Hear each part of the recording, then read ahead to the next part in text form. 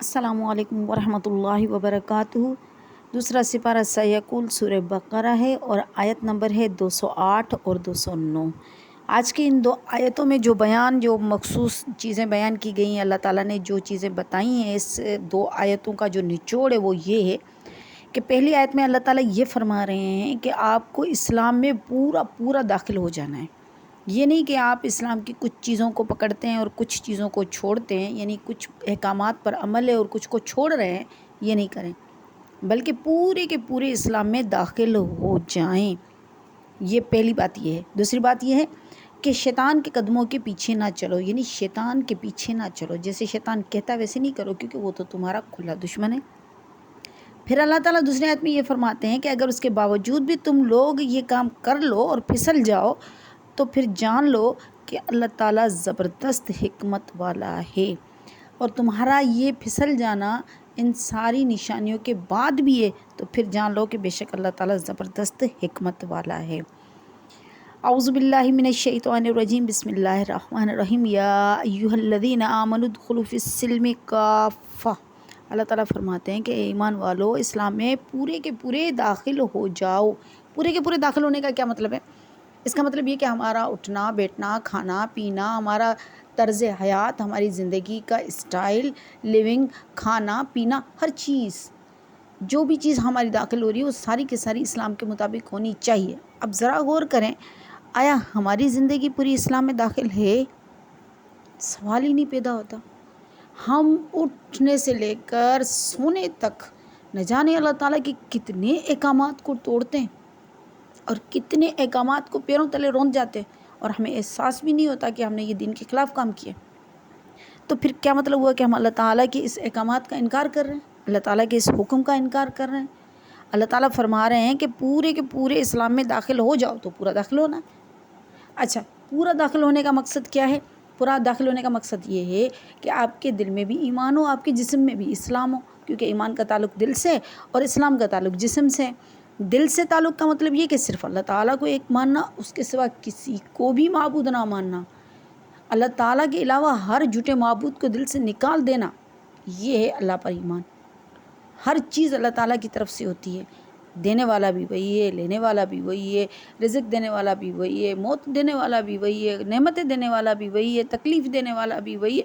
وہی تو ہے جو ہمیں زندگی سے لے کر مرنے تک دنیا میں اور اس کے بعد بھی آخرت میں وہی ہے جو جس طرح چاہے وہ کر رہا ہے۔ ہمارا کوئی عمل دخل نہیں، ہم کچھ نہیں کر پاتے، ہمارے بس میں کوئی بات نہیں، ہم اس کو ایک اکیلا کر کے مانے، صرف ہمارے میں نہیں لیکن کسی کے بس میں بھی کچھ بھی نہیں ہے۔ حدیث مبارک میں آتا ہے کہ اگر کسی درخت سے کوئی پتا سوکھ کر گرتا ہے تو وہ بھی اللہ کے حکم سے گرتا ہے، اور اللہ کے علم میں اس کی بات ہوتی ہے کہ وہ پتا گرا ہے۔ تو اللہ کے حکم کو تو کوئی چیز احاطہ اس کا کر ہی نہیں سکتی، اللہ تعالیٰ کے حکم پر تو کوئی غالب آ نہیں سکتا، اللہ تعالیٰ کے علم اور حکم سے برتر تو کوئی چیز ہو نہیں سکتی۔ تو ہم کو کیا کرنا ہے؟ پورا کے پورا ایمان اور اسلام میں کافہ مکمل شامل ہو جانا ہے، یعنی دلی طور پر بھی ہمارا ایمان اللہ تعالیٰ کی ذات پر ہو اور جسمانی طور پر بھی ہمارا عمل اللہ تعالیٰ کے لیے ہو۔ اب ایک سوال ہوتا ہے، آیا ہم یہ کر رہے ہیں؟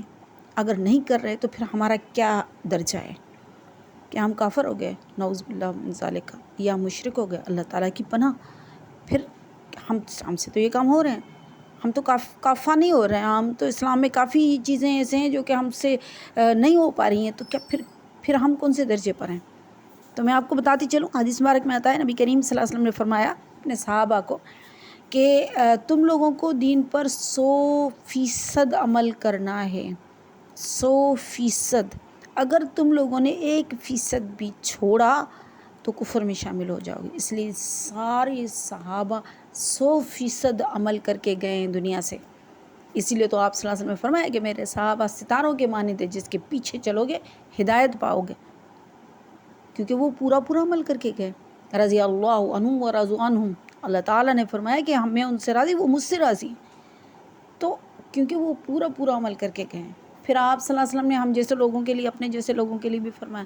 پھر آپ نے فرمایا کہ آخری زمانے میں، آخری زمانہ ہے ہمارا حقیقت میں دیکھا جائے، آپ نے فرمایا کہ آخری زمانے میں ایسے لوگ ہوں گے کہ وہ اگر دین کے 10ویں حصے پر بھی عمل کر لیں، 10ویں حصے پر 10% بھی اگر عمل کر لیں، تب بھی وہ قیامت کے دن بہت بڑے اجر کا اجر کو حاصل کرنے والے ہوں گے۔ یہ بھی کہا گیا ان کی مثال ایسے ہوگی جیسے کہ تم لوگوں میں ابو بکر اور عمر کی۔ یعنی ضروری نہیں کہ انہی کے برابر ہو جائے، برابر تو ہونا ممکن ہی نہیں، صحابہ کے برابر کوئی نہیں ہو سکتا، کیونکہ ان لوگوں نے اتنی قربانیاں دی ہیں کہ ان کی اخلاص کے برابر کوئی نہیں ہو سکتا۔ لیکن جس طرح کے ان کی درجات بلند تھے، اس طرح ان لوگوں کے بھی درجات بلند کیے جائیں گے اور یہ لوگ کامیاب ہو جائیں گے۔ اب آپ دیکھیں کہ ہمارے چاروں طرف فتنوں کا دور ہے۔ فتنوں کے اس دور میں اگر ہم 10% بھی دین پر عمل کر لیتے ہیں تو بھی ہم کامیاب ہیں، اور صحابہ اگر 1% بھی چھوڑ رہے تھے تو اللہ اور اس کے رسول کہتے ہیں کہ ناکام ہو جاؤ گے، اور انہوں نے 100% کر کے دکھائے۔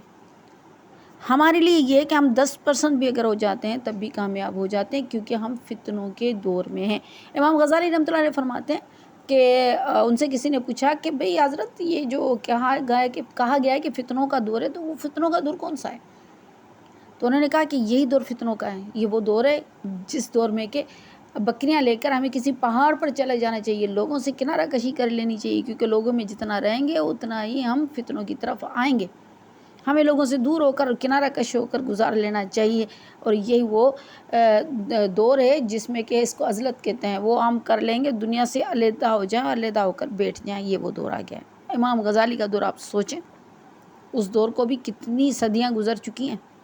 ہمارا دور تو پتہ نہیں، اپنا دور تو پتہ نہیں کون سا دور ہے۔ اللہ رحم فرمائے کہ یہ تو عزلت کے دور سے بھی کچھ زیادہ ہی ٹپیکل ہے، اللہ رحم فرمائے۔ تو کیونکہ اللہ تعالیٰ نے فرمایا کہ پورے کے پورے اسلام میں داخل ہو جاؤ، تو اگر ہو نہیں رہے ہیں تو کم از کم کوشش تو کریں کہ پورے کے پورے دن میں داخل ہو جائیں۔ وَلَا تَتَّبِعُوا خُطُوَاتِ الشَّيَاطِينِ، اور شیطان کے پیچھے نہ چلو۔ خطوات الشیطان کا مطلب یہ ہے کہ قدموں پر چلنا، قدموں پر وہ چلتا ہے نقش قدم پر، جس کو ہم آسان سی اردو میں کہہ لیں کہ نقش قدم پر چلنا۔ شیطان کے نقش قدم پر نہ چلو۔ اچھا، شیطان کا نقش قدم کیا ہے؟ شیطان کا نقش قدم یہ ہے کہ جب اس سے غلطی ہو گئی تو اس نے کیا کیا؟ ہٹ درمی کی، معافی نہیں مانگی، جھکا نہیں، اللہ کے سامنے آیا، جھک کر نہیں آیا، بلکہ اللہ تعالیٰ کے ساتھ مقابلہ کرنے کے لیے کھڑا ہو گیا کہ میں نے یہ کام کیے، میں نے اتنی عبادت کی، میرے اس کے صلے میں مجھے مردود قرار دیا گیا، میں تو سجدہ آدم کو نہیں کروں گا۔ باقاعدگی سے وہ کھڑا ہو گیا، ضد میں، ہٹ درمی میں، تکبر میں اللہ سے مقابلہ کیا اس نے۔